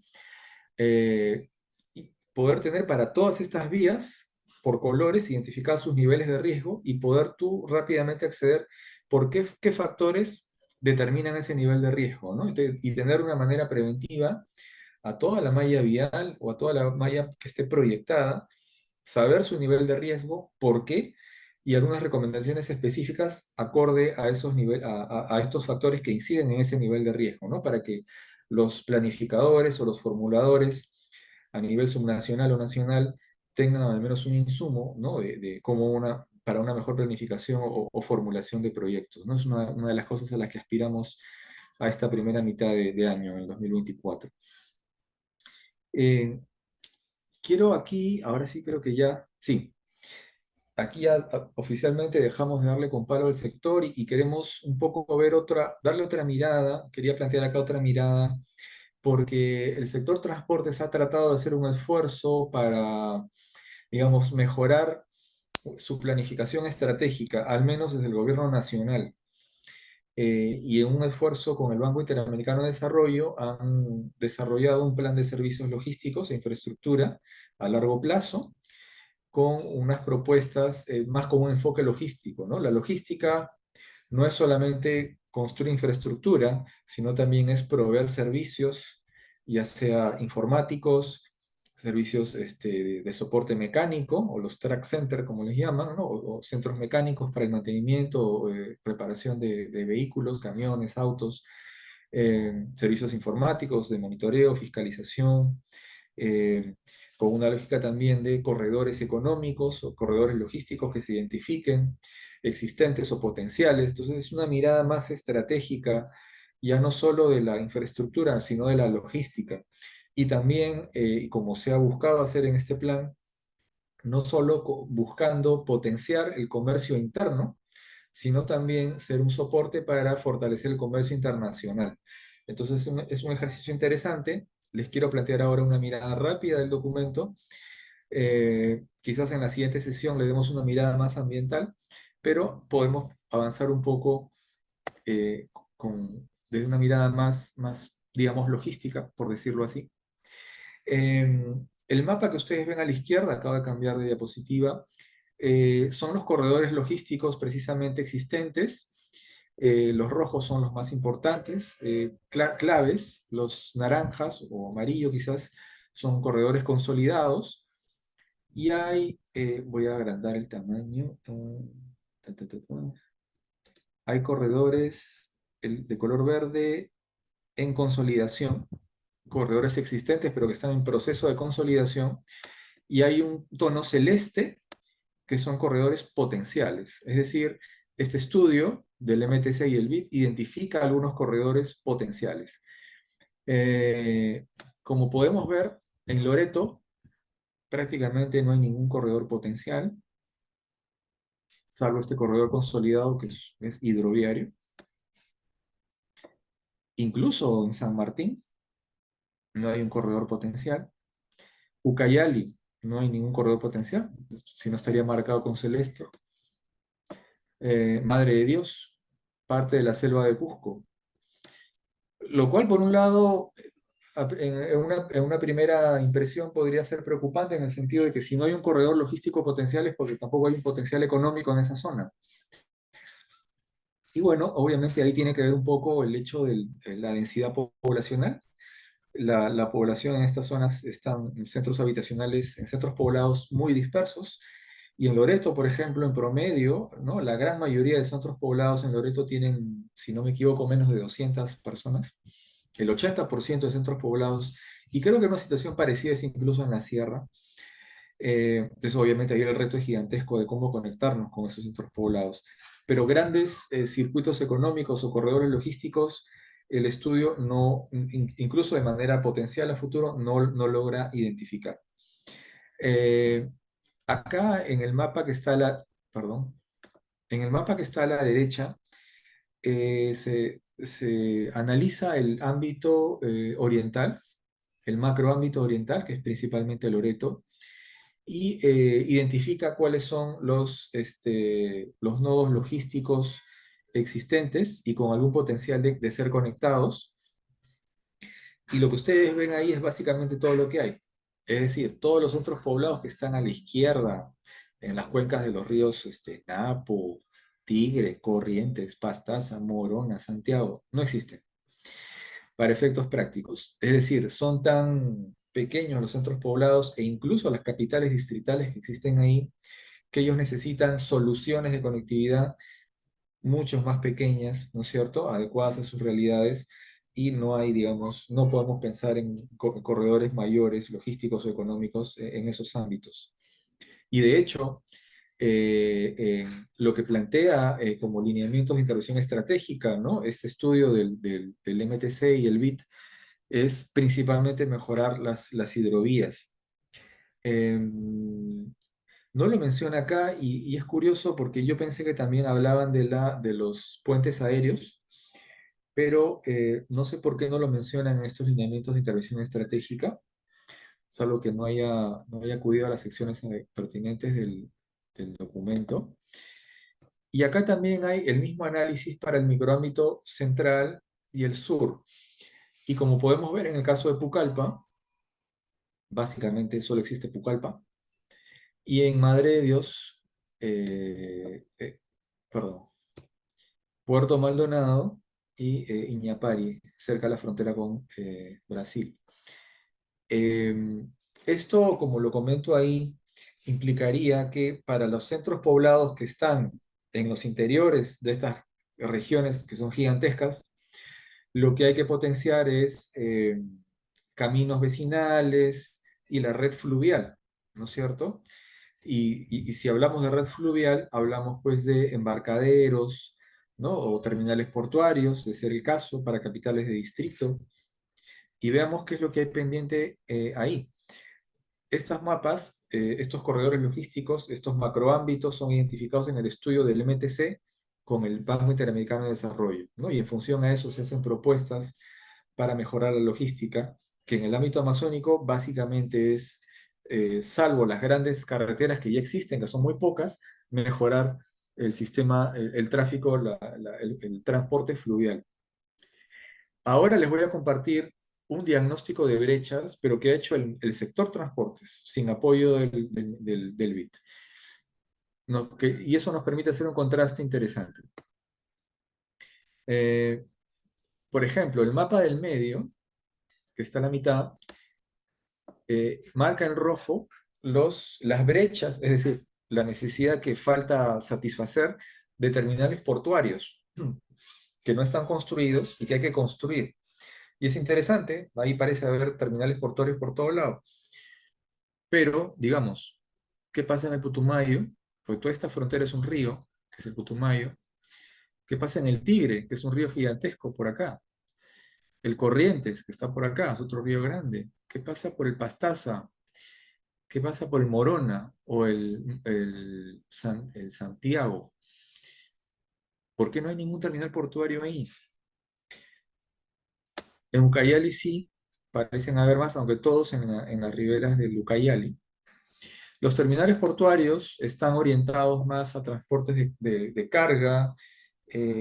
No tengo ahorita a la mano las especificaciones para los tipos de embarcaciones que pueden soportar estos terminales portuarios, pero a diferencia de los embarcaderos, que son para carga de personas y cargas menores, los terminales portuarios pueden aguantar un mayor tránsito de mercancías. Entonces, pero acá podemos detectar que hay ríos importantísimos en Loreto, por ejemplo, en los cuales el sector no plantea una brecha o una necesidad de construir terminales portuarios. Probablemente pueda ser correcto ese análisis. Sin embargo, donde sí es un poco más discutible, el análisis es en los embarcaderos. En este mapa que ustedes ven aquí de la derecha, este mapa de Perú Grande, está marcado en rojo las brechas, es decir, la necesidad de construir embarcaderos fluviales. Y estos embarcaderos, como les decía, sí están pensados para un tráfico menor, tráfico de menor capacidad, tráfico de personas y de carga más pequeña.